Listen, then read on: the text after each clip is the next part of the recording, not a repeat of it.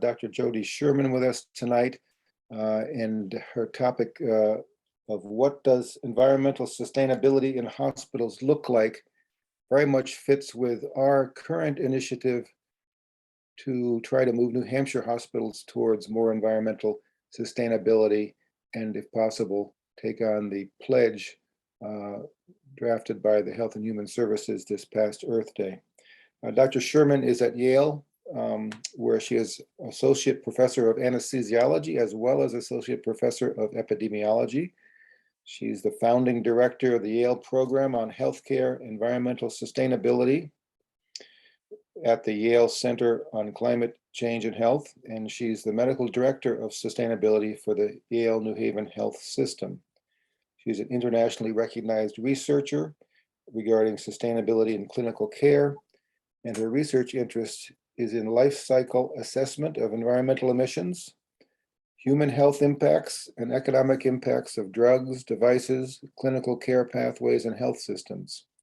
Her work seeks to establish sustainability metrics paired with health outcomes and costs to help guide clinical decision-making, professional behaviors, and organizational management towards more ecologically sustainable practices to improve the quality, safety, and value of clinical care and to protect public health. And with that, I'd like to introduce Dr. Jody Sherman. Thank you. Well, thank you very much. Can you hear me okay? And can you see my screen okay? Yes. Okay. So I'm going to, since this is a group of healthcare workers, I thought it'd be more appropriate to really focus on what we can do around climate change and healthcare.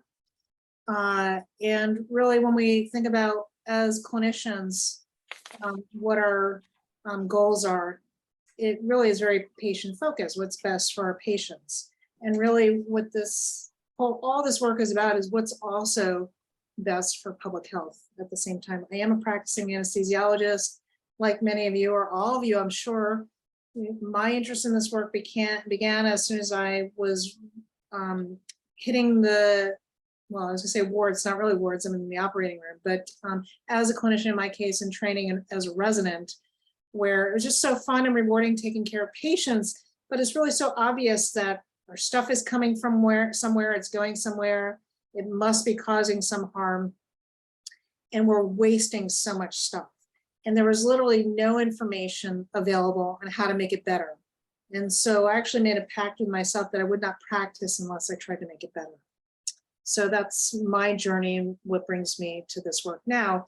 And so some learning objectives to be able to identify a relationship between healthcare pollution and disease burden, define what we mean by life cycle assessment or life cycle analysis, summarize just some of the latest pollution healthcare findings, and importantly, identify some opportunities for practice improvement, leadership, and advocacy. I have no conflicts to disclose. So I know many of you already know this. I think it is worth iterating some facts here, why this matters in healthcare. Pollution is a leading cause of morbidity and mortality globally, responsible for 16% of premature deaths annually. And healthcare, against the mission to first do no harm, is a leading emitter of environmental pollutants. And reducing healthcare pollution is good for the triple bottom line, the best care for the most patients at the least cost.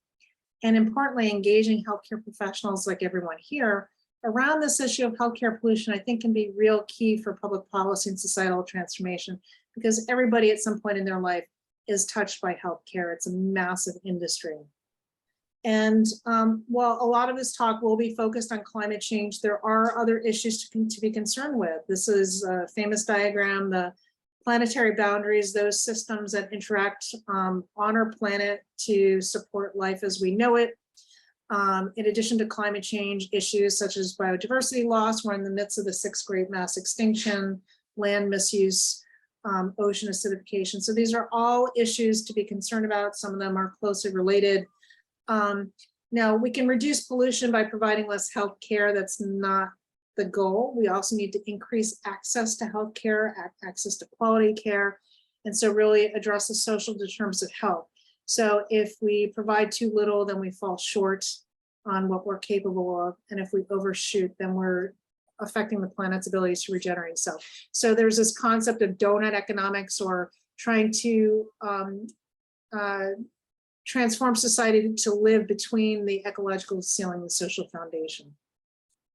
And so while this talk is going to be mostly about climate change, it is worth mentioning some other things very briefly, including this idea of novel entities in the environment. There are more than 100,000 industrial chemicals in existence. They do not require safety testing. It's very different than pharmaceuticals, where you have to prove safety before introducing them to the marketplace. The same is not true for industrial chemicals. The burden of proof has been on the individual to prove harm first. And we see how hard that was with making the legal argument that smoking causes lung cancer. When you have all these other confounding variables, making the case has become challenging. With all these chemicals in polluting the planet now, it has made it hard. And that's why in Europe they have changed legislation. There's a whole group called REACH, or a whole approach called REACH, which is using the precautionary principle, which, like pharmaceuticals, have to prove safety before releasing these, approving these chemicals for use. But the cat is already out of the bag for 100,000 chemicals or so. This is a famous study called the Body Burden Study of the Environmental Working Group, a very small study looking at newborn cord blood. The study is probably at least 20 years old now.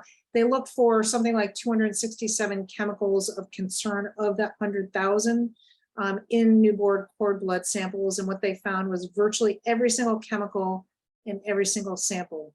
And as they say, babies are being born polluted. We are all part of this mass experiment that we have not consented for. These chemicals are ubiquitous across the planet, and healthcare is a leading purchaser of these chemicals. And so we really have to think about how providing care is inducing and contributing to these issues. Another area just to mention briefly, and that is pharmaceuticals in the environment. This is a heat map of studies. This is not a heat map of pollution. This is a heat map of studies on pollution. And the gray is not because there's no pollution. The gray is because there are no studies. So pharmaceuticals are also ubiquitous in our environment, in our tap water. Virtually, it's considered safe because they are below therapeutic thresholds, but the havoc they wreak, particularly in utero, is not well understood, but certainly should be of concern. This is an emerging area of interest in UN and international policy. So shifting back to climate change, which is the main focus of this talk, this map from the Climate Action Tracker, just to help us visualize. Business as usual, that's the gray here. By the end of the century, this shows, the spread shows the level of uncertainty. But with business as usual, 4.1 to 4.8 degrees centigrade. Our current policies, our current pledges under the Paris Agreement will bring us between 2.6 and 3.2 degrees centigrade. It's not enough. The Paris Accord aims for the 2 degrees centigrade and aspires for the 1.5 degrees centigrade. I can't even keep up with these slides. We're already seeing harm for current warming. We were already 1.2 degrees centigrade warmer on average. That may not sound a lot, but it's different across the planet. And at any given day, there could be 40 to 70 degrees centigrade differences on our poles, which is why we're seeing rapid melting. One of the reasons we're seeing such rapid melting of polar ice. So don't be fooled that it's a small number. We are likely to reach 1.5 degrees centigrade between 2030 and 2052. The international scientific community says we have to limit at least to 2 degrees, and the aspiration is now 1.5 degrees centigrade to avert the worst harms, predicted harms, by the end of the century. So the mandate is to essentially have emissions by 2030 and reach net zero emissions by 2050. This is possible within the laws of physics. This really is a matter of political will and behavior change in our consumption patterns. And so climate change, nobody's death certificate or nobody's diagnosis is going to say climate change. What climate change does is it exacerbates existing health threats, introduces new challenges, disproportionately impacts more vulnerable people, and affects different aspects of health and well-being, including the social determinants of health. And so that's a bit about, and then, you know, in addition to affecting health, it affects our ability to deliver health care.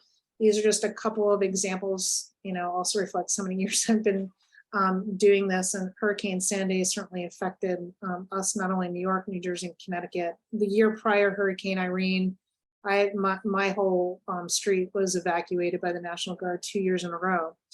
So we're seeing on the left are famous images, mostly from the evacuation of NYU's Langone Medical Center. Global news, neonatal unit being evacuated. On the right, campfires. You're seeing evacuation of the Adventist hospital that burnt to the ground shortly after. So we're already experiencing these disruptions. Hurricane Maria really affected our supply chain. Many of our drugs, saline solution, manufactured solely on the island of Puerto Rico, and wiped out. National news was some shortages of saline. My own profession, spinal bupivacaine to do spinals for emergency C-sections, also some elective procedures. Ironically, you know, we usually use these 2 ml vials for our procedures. They were gone. So ironically, we had to use 30 ml vials and throw out the rest in the midst of a shortage. So this is some information about how climate change is affecting health and healthcare. And now we have to, you know, flip it and think about how healthcare is affecting climate change. It's an enormously huge part of our economy, 4.1 trillion in the US, 20% of our economy.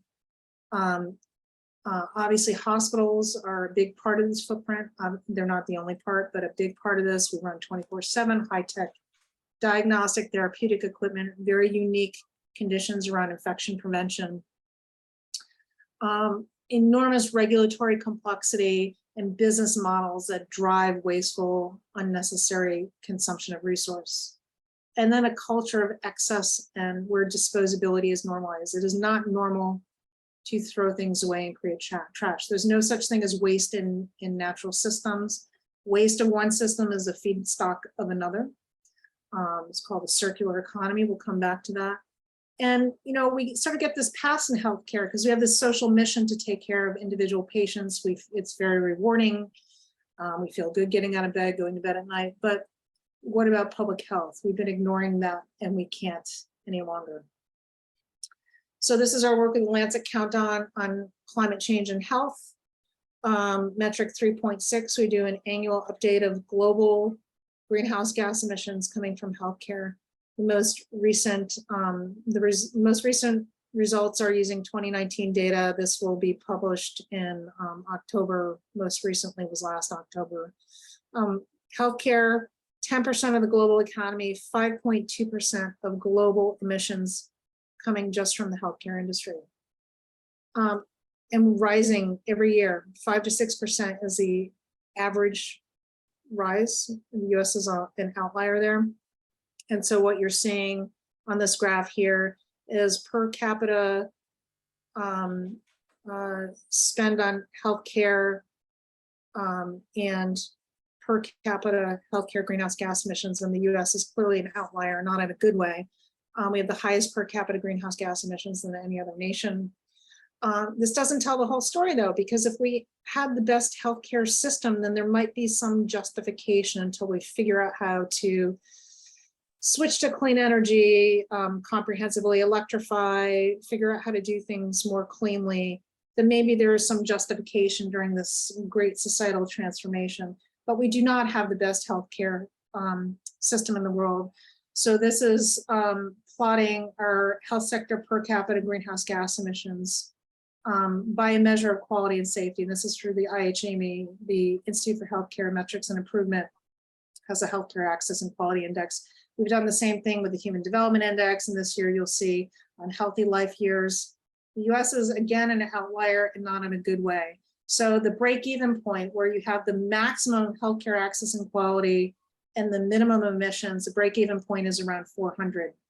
And we are about 4 times that in the US. And the good news is that that means we can reduce our emissions without sacrificing and even having the opportunity to increase access and quality, having more resource. Right now, 10% of our population is uninsured. 1/3 of our services are deemed wasteful or low value. There's a lot of opportunity here for improvement. And importantly, it's not just about the greenhouse gas emissions. So in the US, our research has shown that 8.5% now, older studies showed 10%. Now 8.5% of our nation's emissions are coming from the healthcare sector.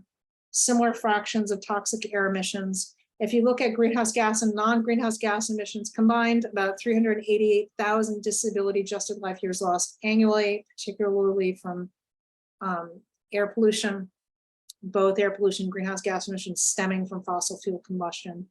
So the source and the opportunity are the same.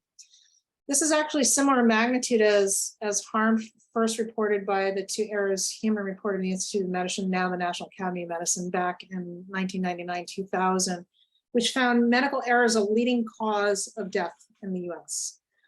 It's a different metric, but the actuaries tell us on average about 10 years of life were lost due to medical errors. So if you multiply this number by 10, you see we're in the same order of magnitude of harm. So the To Errors Human Report sparked the patient safety movement. Everything we do now, we thought we were doing a good job, and we found out we really weren't doing as good as a job as we thought we were doing. So now everything we do is through a patient safety lens with clear metrics, clear objective. And what we're trying to say is that pollution prevention is the new patient safety movement. And if there's no other takeaway home today, I think that's one. So in order to mitigate emissions, we have to understand where they're coming from. And it's important that we use consistent terminology and consistent frameworks. And the global framework for reporting is called the Greenhouse Gas Protocol. There are numerous reporting standards, but they are all based on this framework, which is developed by the World Resources Institute in collaboration with the World Business Institute as well. And so there's this idea of bucketing emissions based on our ability to influence them. So scope 1 emissions, those that come directly from a facility, a hospital, clinic, whatever it is, those are very much in the control of the organization, the ability to influence them. Things like on-site boilers, waste anesthetic gases, these are directly released from institutions into the atmosphere. Scope 2 emissions, they're indirect from purchased electricity, steam, heating, and cooling. So obviously we can influence them, but it's an indirect, so we don't control what's embedded in them, but we can have some ability to influence them. And then scope 3, which is everything else, indirect emissions from the value chain, notably from supplies and services that are purchased. So on the left is a graphic from the National Health Service, which is a global leader in measuring and coming up with a strategic plan to mitigate their emissions. And so it just shows where all these are grouped and categorized. And it's important to understand this because this is the framework of how we report out, and it's also the framework of how we can use internally for strategic management. And so again, on the left, this is from the NHS. I know this is probably small and hard to see. You can look up the Greener NHS program. But importantly, in order to get to net zero, we need to benchmark where we are, and it also has to be by a period in time. The Paris Accord, sorry, there's so many baseline years, I'm blanking on what the recommended year is. The NHS by law has to go all the way back to 1990s, so we actually did that work with them. And you see they're tracking improvements, but to date these improvements have come from clean energy switching. But now they're getting serious. You have to know where the emissions are and what interventions are possible to be able to predict when you're going to get to net zero. The hardest part, the scope 1 and 2 are easy because we know the emissions of fossil fuels for those on-site boilers or natural gas. We know the emission intensity of electricity, depending on the fuel source. things that are much more challenging to measure the scope 3 emissions, and it's possible, but it makes it harder. This is our work in the US, just presented differently. So again, you have to know where those emissions are in order to understand where the interventions are. And importantly, the vast majority of these emissions are coming from scope 3. Most importantly, or most significantly rather, pharmaceuticals and chemicals, medical devices and supplies, and food. And these are things we have direct control over as clinicians. And the main important two approaches of thinking about how to have an impact are addressing reducing embodied emissions in the stuff that we use, so switching to cleaner energy, understanding alternative supplies or drugs that have lower embodied carbon is a colloquial word that we use, decarbonization, so fewer embodied emissions. And the other is to reduce inappropriate consumption. So the first we influence through our purchasing power. The second we influence by our behaviors, particularly as clinicians. And so I'm going to come back to this notion of healthcare acquired infections. It is everyone's job to keep our patients safe, and that includes preventing infections. HAI is the most frequently adverse event in healthcare globally. Hundreds of millions of patients affected in the US. Old data now, the best I've seen, between $6 and $7 billion lost from increased healthcare expenditures due to these infections. 7 in 100 in patients in high-income nations such as the US will suffer at least one healthcare acquired infection. Part of the challenge here is that it's driving overconsumption. We have to prevent infections when patients get infected. Not only is it's a moral issue, it is a cost issue, it is a pollution issue if they require additional care. And so while we all have to prevent infection, it's driving this unsubstantiated trend towards single-use disposable devices and drug waste. And obviously if something can't be kept uncontaminated, or it's difficult to clean, or it's very cheap, obviously we're not going to reuse these things. But there is a lot of opportunity, and I don't think any clinician in this group would deny that. Plastic pollution is its own issue. Plastic is derived from fossil fuel. So the lobby is very powerful. Again, a business as usual projection from the World Economic Forum. By 2050, there'll be more plastic by volume than fish in the ocean if we don't make a difference. And it's not just on the surface, and that, there's, this famous award that went to an 18-year-old for designing this technology that can safely skim off macroplastic off the ocean. It's also at the bottom. Any scuba divers here, there's no ocean, for as deep as we've gone in the ocean, it's contaminated with plastic. And that's just macroplastic, right? There's also microplastic. So I can't even keep up with this literature. Plastic is ubiquitous in tap water. It's ubiquitous in table salt. It's found in our stools. It's found in our blood. It's found in our lungs. It's found in the stool of wild animals in undisturbed land. And we don't know all the havoc it's wreaking. We do know that plastics are laden with chemicals. You may have seen this whole movement about phthalate-free plastics in healthcare. Phthalates are a class of chemicals. DEHP is an abbreviation for one of the more common ones. Imparts desirable characteristics. So for example, flexibility in plastics. So we like that, it's very useful. But these chemicals are ionically bound. They're also known as hormone disruptors. A lot of our plastics, significant fractions, like an endotracheal tube is 40% by weight made of these chemicals. They're ionically bound, and so when they come into contact with heat, they are quickly liberated. They easily get liberated in contact with lipid tissue as well. And a single IV exposure, these chemicals are IV saline exposure, these chemicals are detected in our urine. And so you might see DHP-free labeling, and particularly women and children's hospital, because they're more vulnerable. But we also don't know that the substitutes are any better. So it's a problem with the DHP-free movement.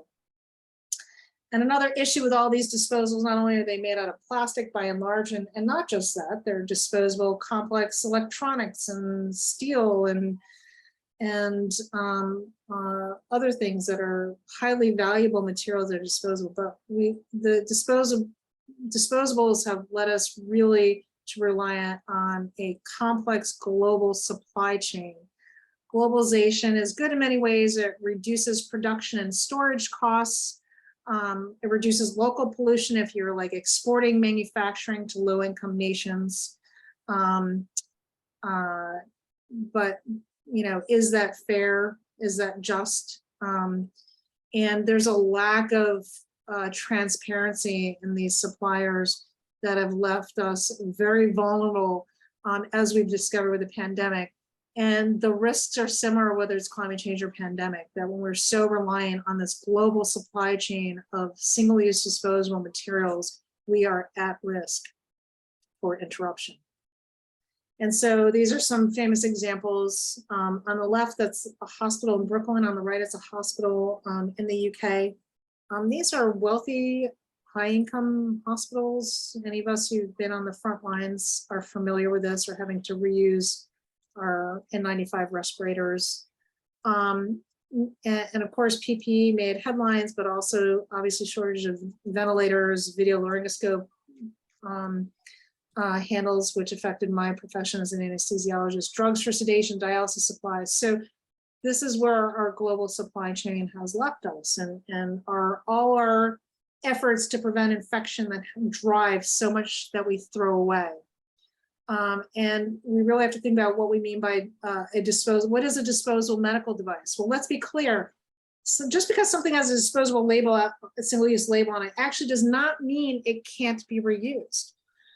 This is an industry label, and what it has come to mean is that whoever cleans it for reuse is legally responsible that it functions as if it's new. That doesn't mean it can't be reused, doesn't mean it can't be reused safely, but what it has meant is it has driven disposability across hospitals and clinics.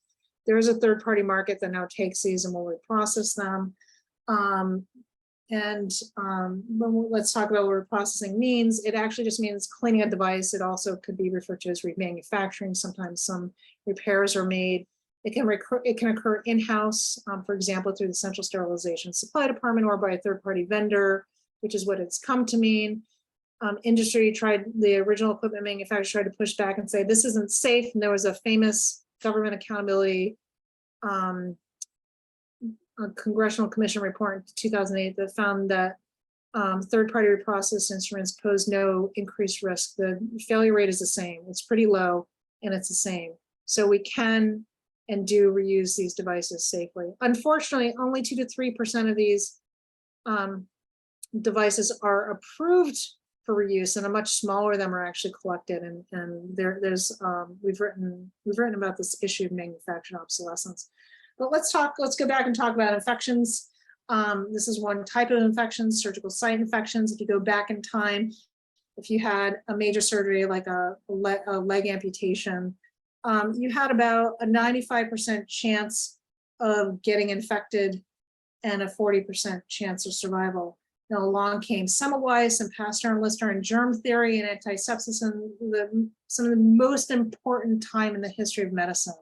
You see the most massive decrement in infection rates and the most largest increase of survivability from a major surgical procedure. And then this other little blip that you see between World War I and World War II, that was the introduction of antibiotics and developing standard protocols for their administration. So you see, as we've come up with new antibiotics and tweaked our protocols, we were asymptotically approaching zero on the infection rate and approaching certainly greater than 95% survival, well above that. But if you blow up that portion of the graph as we were asymptotically approaching zero at our infection rate, there's this goal of, zero infections. That's the goal, zero harm. The challenge is it's not realistic. We're throwing more and more supplies, trying to get to zero, and ignoring this indirect harm that we're seeing from increased consumption of consumables, overclaiming of reusables. And so we really have to question this goal of zero harm. It is nice in theory. It is not realistic, and it is causing indirect harm.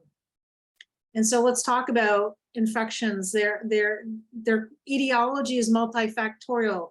Most importantly is staff discipline around antiseptic and aseptic technique, hand washing, cleaning our patients and our draping. Patient health status is another important component here. Is your patient immunocompromised? Do you have diabetes? Do you have cancer? The exposure site, the type and virulence of the bacteria. These are things that and more contribute to infection. And the most important thing we don't do enough of is wash your hands. And we can't cure insufficient hand washing, and we can't cure diabetes by throwing more and more disposables at the problem. And by the way, just because something is single-use disposable does not mean you can't contaminate and cause an infection. In fact, we know it happens. And so during the pandemic, we've had to reuse things. We've had to reuse things that were designed, acquire things that are reusable, like going back to reusable gowns and drapes, figuring out how to have reusable face masks or these P100 respirators. There are reusable glide scopes. There was that become a big issue to try and not have to put your face in front of the patient to indirectly look in a patient's larynx when you intubate them. So we become so dependent on these disposals, we actually had to reuse them. So I talked about this third-party industry's FDA approval process is very cumbersome. You had to figure out how to use things that were not designed for reuse. And so there's this issue of how things are designed. They're designed to not last long. But we figured out how to reuse these things and how to do things safely. And so really there is an important lesson here to move back toward more reusables. We know it can be done safely, and it's going to improve resilience and reduce costs. So I mentioned this idea of a circular economy, which is based on nature. What we have is a linear economy, what's called a take, make, waste, where we have material extraction from the planet. We manufacture something, we use it, and then we throw it away. And in the circular economies, we retain things at their highest value as long as possible. We clean and reuse them, repair and refurbish and remanufacture them. When they can't be used for their initial intended function, we repurpose them for some other function. The last thing we want to do is recycling. It's better than nothing, but it's not very good, and we should not spend so much energy on it. And we need to move upstream to redesign things to begin with so that they are durable and can be easily repaired and cleaned, designed for reuse. And so we should talk about greenwashing, the practice of making unwarranted or exaggerated claims of sustainability or environmental preference in an attempt to gain market share. This is true of products. This is true of companies offering carbon accounting, carbon assurances, which is why we need, and green awards. We have to be very careful about what these things mean. You should be able to interpret what it means. Just because something has a green label, there is no such thing in healthcare. So if you see an award, you see a label, you see a claim, you need to question it and don't think you can't understand it. You should be able to understand it. And coming back to recycling, Greenbez calls recycling the greatest example of greenwashing. So I'm going to give an example of life cycle assessment. This is an engineering method or modeling tool for quantifying the total resources or inputs and environmental burdens over the life cycle of a product or a process. So we tend to think about things when we use them. We maybe think about what goes into manufacturing. We probably don't very much think about where those raw materials come from. And maybe we think about what happens when we throw things away.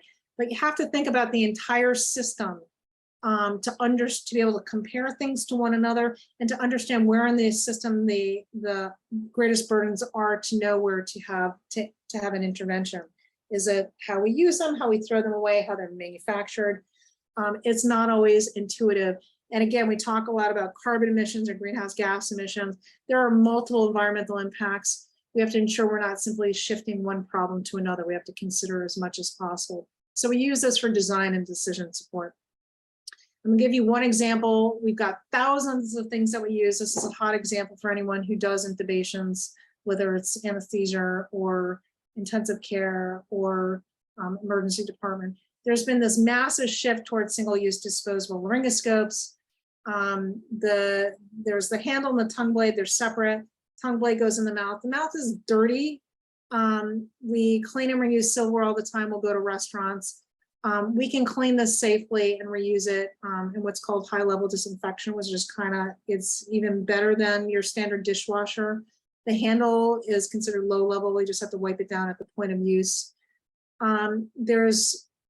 Industry is really taking advantage of some regulatory loopholes where the CDC says, well, whatever industry says, that's what has to happen. So industry is suddenly saying, well, you should sterilize or high-level disinfect the handle. So in other words, you can't do it at the point of use anymore. Your options are send them down to your central sterilization supply department, the handles, or go to disposable. And when the Joint Commission is coming and they say you got to fix this problem, or you are worried they're going to say you have to fix this problem, the simplest thing is to just go to disposable. So there's this huge wave of going to disposables. It is not borne out by the infection control literature, and we did an environmental and economic impact, just to show you what an LCA boundary looks like. So if we're comparing one single-use disposable, looking at all the inputs from raw material extraction to use to solid waste management, the reusables have a certain amount of uses. These are rated for 4,000 uses. So one disposable is compared to 1/4,000th of manufacturing, one cleaning and repackaging, and 1/4,000th of waste disposal. And then when we look at the cost, we're also considering refurbishment, cleaning labor, disposal fees. So this is what goes into a study. Just squint at this, there's a lot of information here. The blades on the left, the handles on the right. The gray is the disposable emissions. The green are the reusables. So as you can see, shifting to disposables increases by several times the emissions from blades, and even more, up to 17 times or so from the handles. So that's one takeaway here. The other takeaway here is, well, vendors say this is a greenwashing. We'll recycle them for you, just put them in a bin, we'll take them back. Well, firstly, we've got thousands of instruments we can't ship back. We can't have a bin for each one of those. Maybe your local vendor will or won't take them, and you can just put all recyclables in one bin. But let's assume, so the red here is the waste portion of the life cycle emissions. And importantly, we modeled using standard US mix. So what does that mean? So a fraction of materials get incinerated, a fraction get landfilled, a fraction get recycled. For the sake of argument, what if we could 100% recycle? And we can't. There's lithium batteries, there's complex plastic, there's things not designed to be disassembled. But for the sake of argument, what if we could 100% recycle? That's what this bar represents. So in other words, we cannot recycle our way out of this problem. And that's an important message. And here's just my department, just at my main hospital, 60,000 intubations annually. People say it's cost prohibitive. You have to add more staff. Disposals increase our costs by close to $700,000. We clean and reprocess and central sterilization supply 12,000 instruments a day in our flagship hospital. This would have increased our load by about 1%. And so we would not have to add more labor, but even if we did, we could afford to do so and still save money. Another note here is that where these studies take place matter. Obviously, your costs are going to be different in different locations. The emissions will be different in different locations. Now, it turns out all our stuff is pretty much manufactured from the same places globally. What is different is the energy that we use to clean instruments, sterilize them locally. And so if you did the same study, so this is looking at a bunch of airway equipment together. If you did the same study in Europe, which has higher amounts of clean energy, the difference, the advantage of the reusables are several times more. If you did the same study in Australia or even China, where they're heavily dependent on brown coal, in fact, the emissions from the reusables look far worse, and in fact, slightly worse than disposables. So is the answer that in Australia, they should be using disposables? The answer is no. The answer is they need to shift their energy to cleaner sources, and thankfully they have a new administration that's moving that.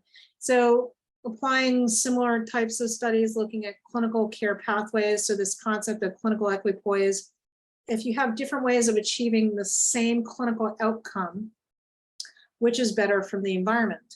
And so in my own specialty of anesthesia, we could do inhaled anesthesia.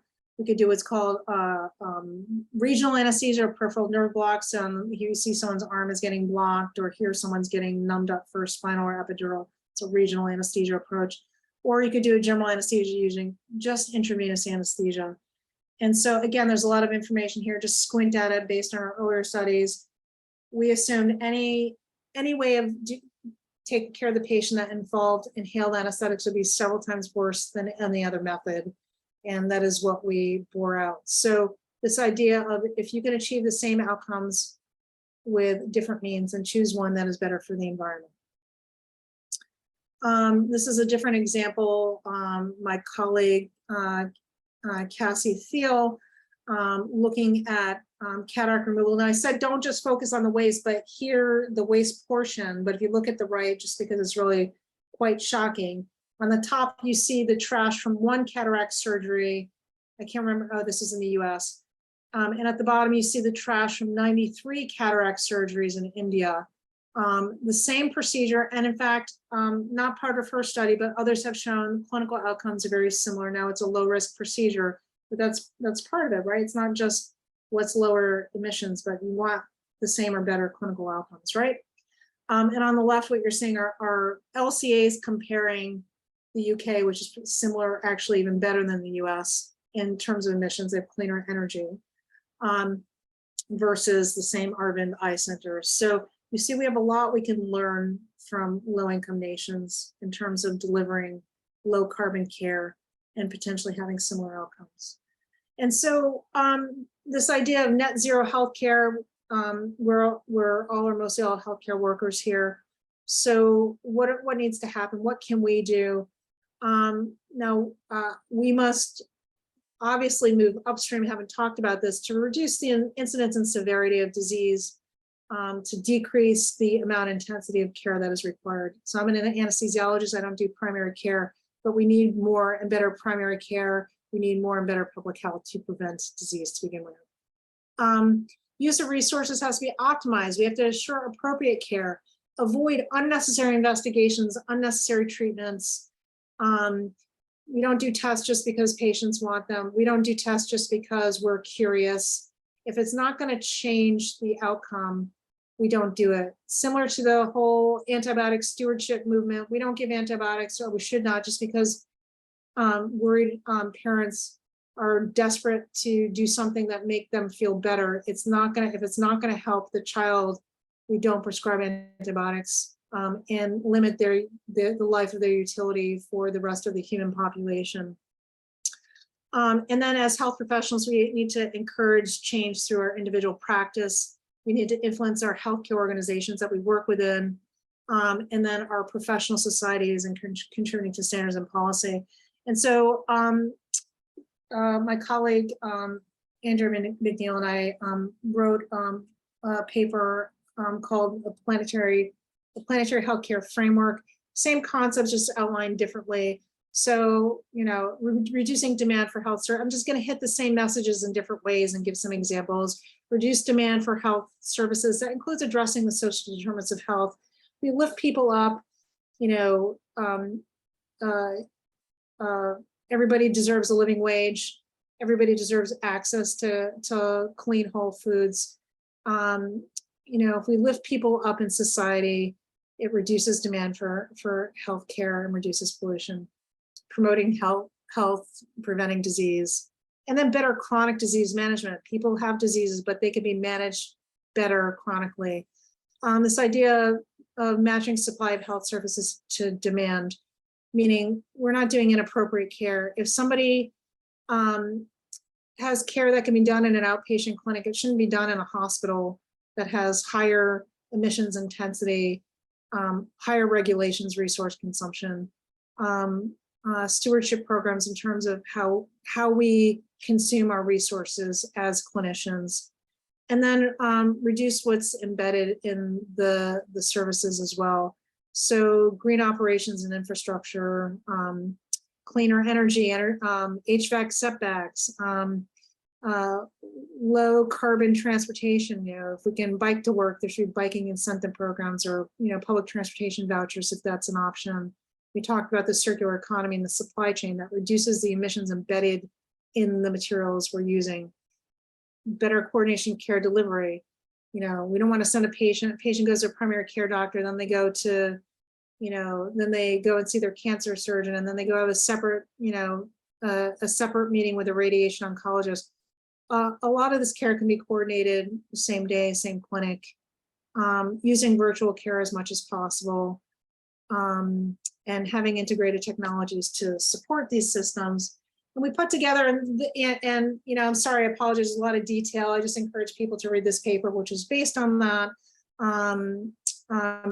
framework, and hear what you're saying, just a fleshing out of more detailed examples. I want to leave some time for discussion, but there are things that we can do at the individual practice level in how we take care of patients, how we use our supplies. There are things we can get involved with in our own organizations, whether it's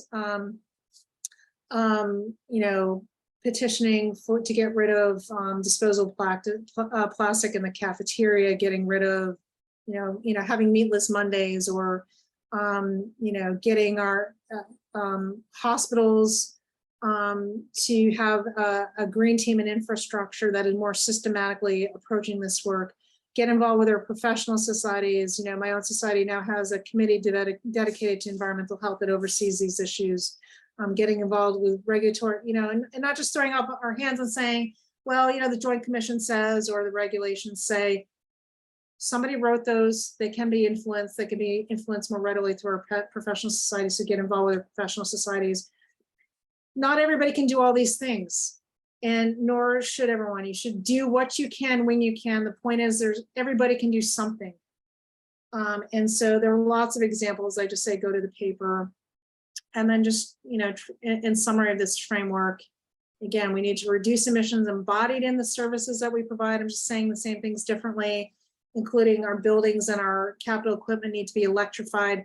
That has to be paired with clean energy. That's where advocacy and professional organization work comes in, or the Medical Society Consortium for Climate Change and Health is brilliant with their advocacy work. We talked about moving more to a circular economy and being better stewards of the resources that we use, matching supply with demand, avoiding inappropriate care, not doing unnecessary test procedures, treating people at the lowest intensity and cost area, and then moving upstream to reduce demand for healthcare to begin with, addressing healthcare, health promotion, disease prevention, and addressing the social determinants of health. And the big buzzwords for healthcare administration is the value of care.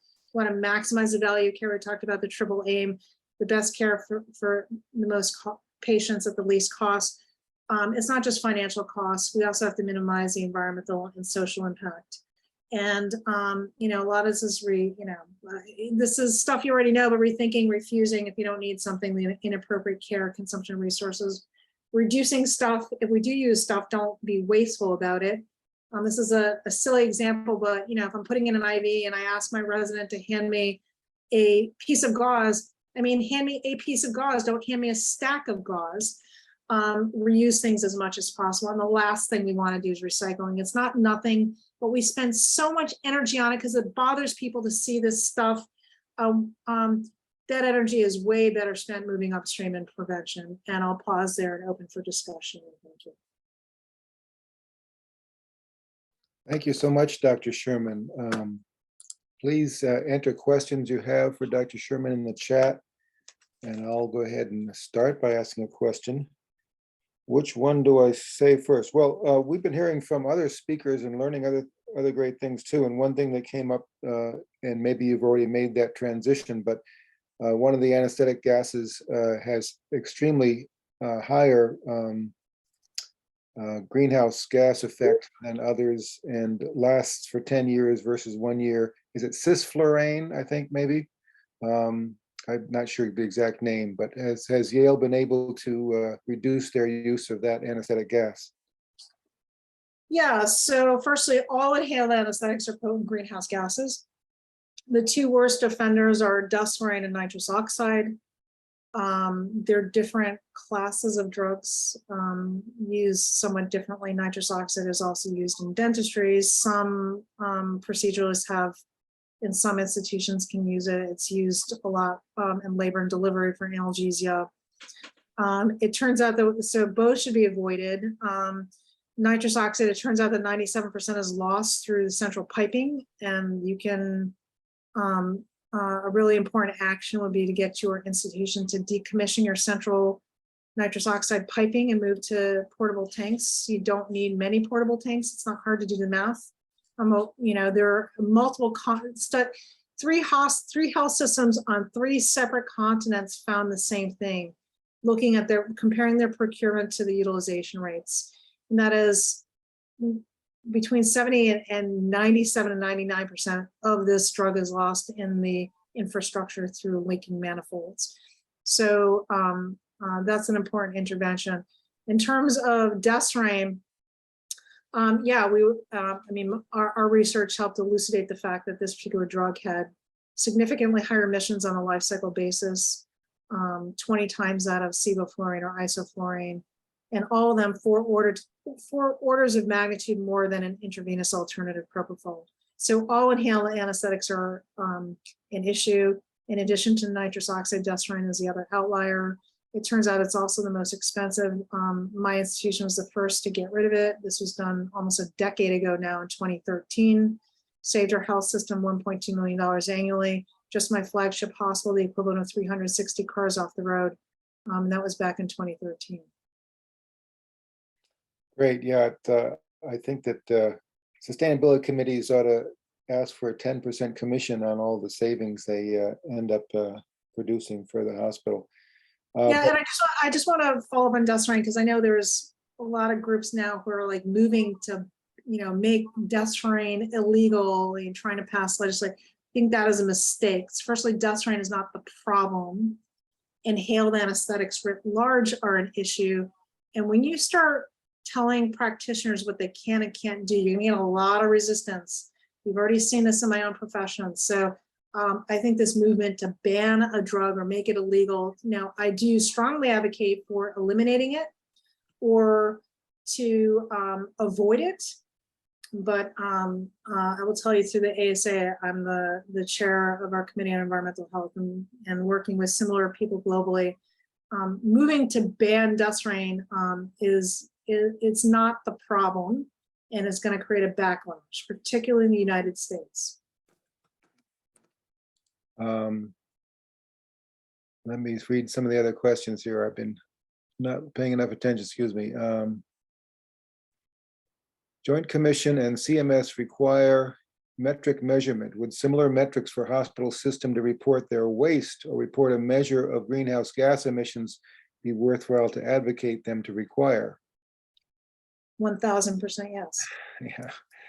Is it still, in my day, the Joint Commission was the main accreditor of hospitals? Is that still the case, or is it becoming the Medicare? Well, they used to have a monopoly. They no longer do. They probably cover about half the health systems in the United States, but having competition is good, so they've eased up a bit.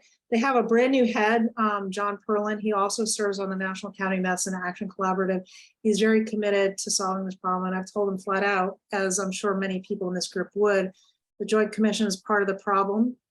and it has an opportunity to be part of the solution. He's very committed to that. So 100% this is true.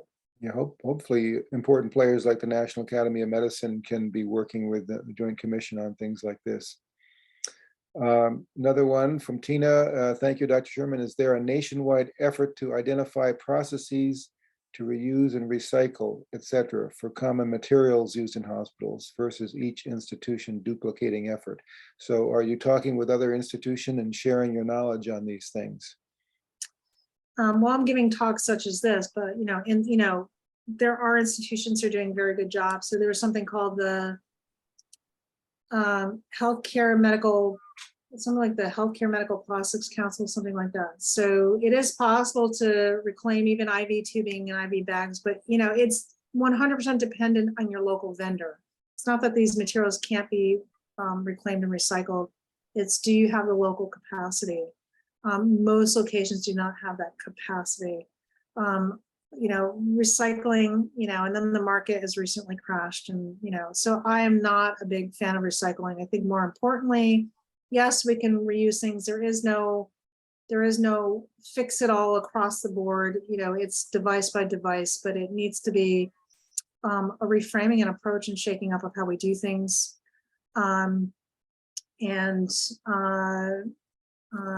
It really has to be addressed at the regulatory level, because there are too many open doors for industry to drive manufacturing obsolescence. Let's do two more questions, if that's okay, because we're coming up on 7 o'clock. From Seddon, the question is, given the amount of impact anesthesia choices are, and especially going to use of anesthetic gases, have you found yourself involving the patient in those decisions when you discuss options for their anesthesia care? Well, so there's different types of anesthesia. So general anesthesia, you could be asleep with inhaled gas, you can be asleep with intravenous drugs, or both. And there are, inhaled anesthetics do have a role. I do not believe they should go away, but they can be used much more selectively and carefully. I would never involve a patient in that decision. That's like asking them, which brand of aspirin they want. It's not something that's going to affect their care, and we can't consent to everything, and that would be, I think, not a good use of our time.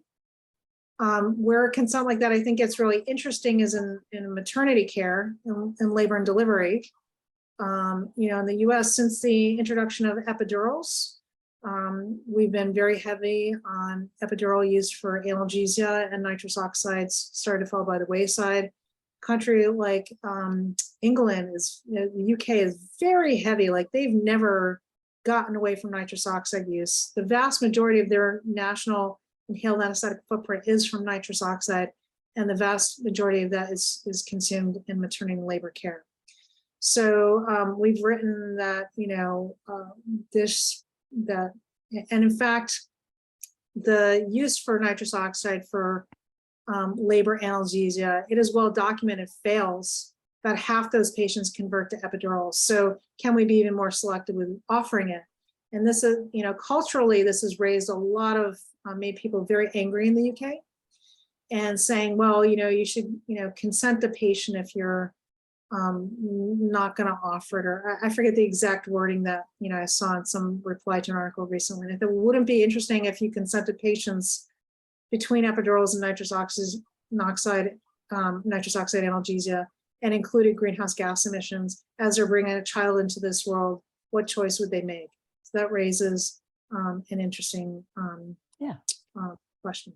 Yeah, at the end of my career in doing some obstetrics as a family doctor, actually nitrous oxide was coming back and being promoted at my hospital a few years ago. And, the laboring patient would sit there with the nitrous running continuously and intermittently putting the mask up to her face. And I wish there's a lot of, it is making a comeback. They do have masks now with one-way valves, just like the respirators if you scuba dive. Okay. But it is still incredibly wasteful. Like, in order to, anyway, we can spend a lot of time talking about this, but it is having a resurgence in the US, particularly coming from, and I hope I'm not offending any nurses in this group here, nurse midwives, nurse practitioners. because it gives freedom from, anesthesiologists and epidurals. And, and in the UK, they call it natural childbirth if you use nitrous oxide. I'm not sure I would characterize it that way. But I think it has its role, but we have to be much more mindful and selective in its use. Well, thank you for coming tonight to speak with us. Thank you for doing the work in the trenches with the data studies and the metrics you're doing. So important. One of our other speakers brought up an example of chipping away at the systems we have in place that aren't well thought out, but are high carbon use. And one example was out in California. Kaiser, one of the Kaiser hospitals, was given permission to do a study where they reduced the air turnover in, I think it was the OR, by 20% and followed infection rate, and found over the year they were doing it, no increase in infection rates, because these standards were drafted not even by clinicians, by architects with no clinical data, just a stab in the dark. And it's time that we don't just respond to the manufacturers who are selling us disposable things to make a profit and let them make the standards. We need to do database studies in medicine looking at the sweet spot in terms of safety and waste. So thank you for much. Thank you so much for taking that on. Well, thanks for the invitation, the opportunity, and I'm sure our paths will cross again. Okay, great. Hope so. Thank you very much. Good night, everyone. Thank you for joining us.